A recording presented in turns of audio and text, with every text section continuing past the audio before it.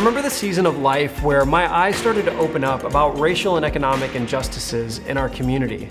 I was starting to ask more questions to my friends, and my life was starting to become more diverse in my friendships. I remember I went up to one of my friends and I said, "Hey, could you explain to me?" And I brought up one of the issues that was surrounding racial and economic injustice. And my friend looked back at me so sincerely and said, "David, I'm too exhausted to talk to you about this today. If you go read a book, and then you come back to me, that'll show me that you've been willing to at least spend a few hours exploring this yourself. I don't always want to relive these things, so if you show me that you're interested by reading a book, I'll have this conversation with you, but I'm too tired to do it today." You see, that was really courageous of my friend. What she was saying to me was that she needed to see that I wasn't just leaning on her to be my educator. She was willing to be my friend, but in that moment, she didn't want to be my teacher.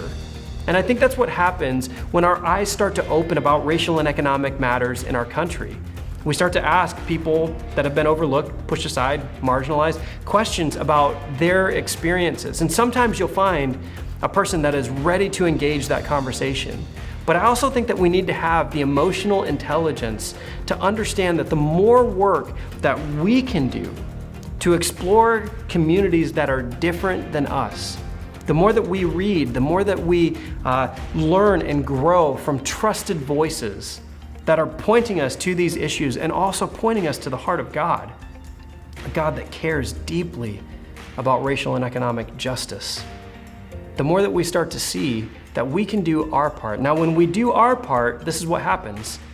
I think that the doors of relationship start to open, because our friends that are different than us economically or racially, they begin to see that, wow, this guy's like really trying, or this woman is really trying to understand the experiences that I have walked through.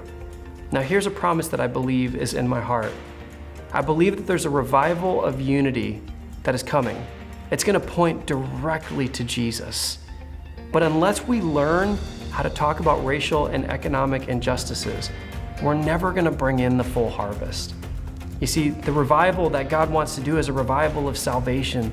There's a revival of redemption of these human hearts that are so broken without Him. But unless we learn how to cross dividing lines, we're never gonna see the fullness. So could we have the courage to ask tough questions, the courage to look inward, the courage to reach out to a book that honestly we might want to put down? And can we have the curiosity to help us to continue to push forward? I want to learn more about my neighbors. I want to learn more about our culture, because the more that we have courage and curiosity, the more that we're going to be able to say and to proclaim a gospel message that is inclusive of every color. But if we stay in our homogenous circles, we're only going to see a fraction of the beauty of God.